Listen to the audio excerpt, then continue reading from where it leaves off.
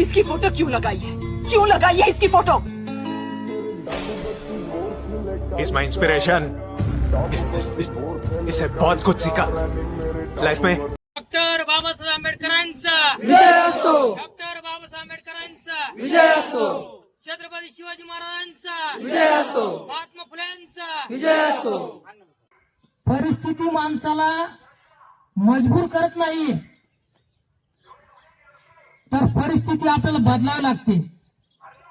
Doctor Babasaheb आंबेडकरांनी हे उदाहरण तुम्हाला घालून दिलं की परिस्थिती तुम्हाला नतमस्त करत नाही, तुम्हाला परिस्थितीला नतमस्त करावं लागतं. आणि म्हणून बाबासाहेब आंबेडकर हे सिम्बॉल ऑफ नॉलेज झाले असं पाटील सरांनी सांगितलं. त्याचं कारण तेच आहे, ज्या माणसाला वर्गामध्ये बसण्याचा अधिकार नव्हता त्या माणसाला आज जगाने सिम्बॉल ऑफ नॉलेज म्हणून सुटलं. ते ज्या माणसाकडं पुस्तक घ्यायला पैसे नव्हते, आज त्यांच्या नावावरती भारतामध्ये 15 युनिव्हर्सिटी आहेत. 15 म्हणजे आपण म्हणतो की माझी परिस्थिती नव्हती, मी परिस्थितीमुळे नादान झालो, माझ्या परिस्थितीमुळे मी मागे राहिलो नाही. हा तुमचा थोतांडपणा आहे. परिस्थिती तुम्हाला नादान बनवू शकत नाही, तुम्ही परिस्थितीला नादान बनवा. बाबासाहेबांनी प्रतिकूल परिस्थितीमध्ये या सगळ्या गोष्टी केल्या. समाजाने त्यांना नाकारलं, परंतु त्यांनी हार मानली नाही. आणि एवढंच नव्हे तर ज्या वेळेला बाबासाहेब आंबेडकर ते परीक्षेला गेले, त्यावेळेला त्यांचे वडील दोघंही खोली करून त्या ठिकाणी राहायला गेले. त्यावेळेला बाबासाहेब दररोज त्यांचे वडील आणि ते दोघंच असल्यामुळे त्या ठिकाणी त्यांचे वडील रामजी त्यांना प्रथम म्हणायचे, बाबासाहेब तुम्ही जेवून घ्या आणि नंतर मी जेवतो. असे जवळजवळ 3 दिवस गेले. आणि शेवटी बाबासाहेबांनी असा विचार केला की माझे वडील मला दररोज सांगतात तू जेवून घे, आणि नंतर 4थ्या दिवशी मात्र त्यांना रावलं नाही.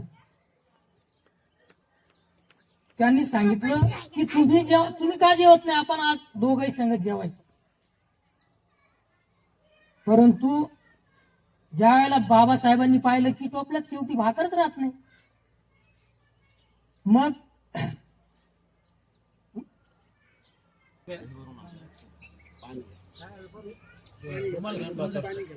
नाही रुमालाचं नाही, म्हणजे मला प्रसंगच तो असं सांगणं माझ्या शब्द सुद्धा मला निघाला ते की ज्या माणसाचे वडील स्वतः उपाशी राहून त्या मुलाला शिकवण्यासाठी त्या ठिकाणी उपाशी राहत होते, त्यावेळेला बाबासाहेबांनी त्यांच्या वडिलांना आग्रह केला की तुम्ही पुन्हा माझ्या बरोबर जेवा.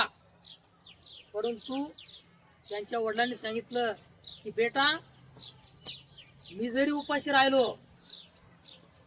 ते चालेल, परंतु तू शिकून मोठा हो, आणि माझा समाज हा उपाशी आहे,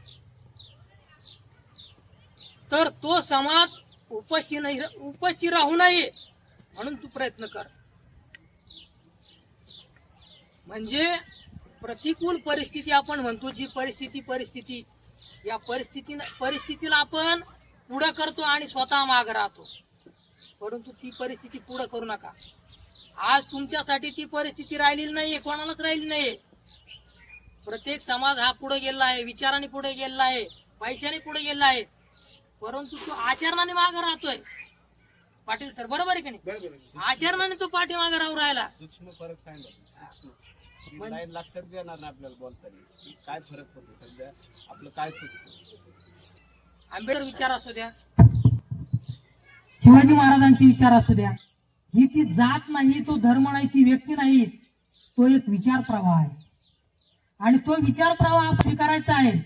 ज्या वेळेला डॉक्टर बाबासाहेब आंबेडकर यांनी घटना तयार करायला घेतली, त्यावेळेला त्यांनी डोळ्यापुढं छत्रपती शिवाजी महाराजांना घेतलं. आणि आपण संविधानामध्ये जे 395 कलम आहेत आणि यामध्ये संपूर्ण भारताची घटना बसवलेली आहे बाबासाहेबांनी. त्यामध्ये त्यांनी न्याय, समता आणि स्वातंत्र्य या गोष्टी समाविष्ट केल्या. त्या केवळ छत्रपती शिवाजी महाराजांच्या स्वराज्याची प्रेरणा घेऊन त्यांनी त्यामध्ये या सगळ्या गोष्टी समाविष्ट केल्या. परंतु बरेचसे लोक आपल्याला सांगतात की बाबासाहेबांनी जे संविधानाचं तत्व घेतलं ते फ्रेंच राज्यामधून घेतलं. नाही, ते तर त्यांनी छत्रपती शिवाजी महाराजांच्या स्वराज्यामधून त्यांनी स्वीकारलं. या ठिकाणी महिला नाहीत. मला महिलांना सांगावं वाटत होतं की हे ज्या महिला आहेत, या महिलांना जे स्वातंत्र्य दिलं ते बाबासाहेबांनी दिलं. याचा पाया हा बाबासाहेबांनी भरलेला आहे. ज्या वेळेला अमेरिकेला सगळ्यात अगोदर स्वातंत्र्य मिळालं, त्या अमेरिकेतील स्त्रियांना सुद्धा स्वातंत्र्य मिळाल्यानंतर स्टुटगार्ड या ठिकाणी पुन्हा आम्हाला स्वातंत्र्य द्या, आमचे हक्क आम्हाला द्या, हे त्या अमेरिकेतील त्या गोऱ्या स्त्रियांना सुद्धा सांगावं लागलं होतं. आणि आज आपल्याला आपल्या स्त्रियांना सांगायची गरज पडली नाही. पाटील सर, तुम्हाला ज्या वेळेला बाबासाहेबांनी घटना तयार केली 26 जानेवारी 1950 घटना स्वीकारली, त्याच वेळेला संपूर्ण स्त्रिया, भारतातील स्त्री आणि पुरुष, तो कोणत्या जातीचा असो, तो धर्माचा असो, कोणत्याही पंथाचा असो, इव्हन एवढंच नव्हे तर आजचा मुकेश अंबानी असेल किंवा इतर कोणताही गौतम अदानी असतील, त्यांच्या मताचं मूल्य आणि या ठिकाणी बसलेल्या साहेबराव येवले यांच्या मताचं मूल्य, पाटील सर यांच्या मताचं मूल्य, माझ्या मताचं मूल्य सर्वांचं सारखं आहे. म्हणजे या भारतामध्ये कोणी लहान नाही, कोणी मोठा नाही, कोणी श्रीमंत नाही, कोणी गरीब नाही. ही सर्व विषमतेची दरी बाबासाहेबांनी आपल्या राज्यघटनेमध्ये तयार करून सर्वांना समान अधिकार दिले. आणि आज आपल्या या थाटामाटामध्ये बसण्यामध्ये आपण विचार विसरलो. आपण काय केलं? विचार विसरलो. आपण अण्णाभाऊंनी सांगितलं आपल्याला की सांगून गेले माझं भीमराव, काय सांगितलं आपण विसरूनच गेलो. ते बरोबर आहे की नाही? सांगून गेले ते विसरूनच गेलो. शिवाजी महाराजांनी सांगितलं आपल्याला की तुम्ही सगळे मावळे एक आहात, ते विसरूनच गेलो. आपण या सगळ्या महामानवांना काय करतो आहोत? जाती जातीमध्ये वाटून टाकलं आपण त्यांना. परंतु त्यांचे विचार वाटून चालणार नाही. ते सगळे एकाच विचारांची माणसं होती, एकाच विचारांचे वारदार होते ते. आणि म्हणून या सर्व महामानवांच्या विचारांना या ठिकाणी पुन्हा एकदा विनम्र असं अभिवादन करतो. आणि पाटील सर, तुमराम सर, आपण एवढे मोठे नाहीये त्यांच्या विचारांची अवहेलना करण्या इतपत आपण मोठे झालेलो नाही. महापुरुषांच्या विचारांची आपण जोपासना केली पाहिजे, त्यांचे विचार आपण आचरणात आणले पाहिजे. आणि म्हणून या ठिकाणी असे जे विचार आहेत ते विचार आपण आत्मसात करा, त्याच्यापासूनच आपण मोठे होणार आहोत. तर या ठिकाणी या उन्हाच्या तडाख्यामध्ये आपण या ठिकाणी बसला, मला या ठिकाणी बोलण्याची संधी दिली. खरं तर त्यांनी जर ठरवलं असतं की माझ्यासाठीच करीन मी, फक्त मला काय देणं घेणं नाही. बाबासाहेब आज टाटा बिर्ला बरोबर, गौतम अदानी बरोबर ते फिरले असते आणि बाबासाहेबांना या समाजाने एवढं मोठं अवहेरलं, नाकारलं. म्हणून बाबासाहेबांनी भारत हे सोडून गेले नाही. पाटील सर, त्यांनी सांगितले की माझा समाज अज्ञान आहे. त्यांनी मला स्वीकारलं नाही, कारण त्यांचं ज्ञानच नव्हतं. अमेरिकेमधून शिकून आले, इंग्लंडमधून त्यांनी पदव्या घेऊन आल्या.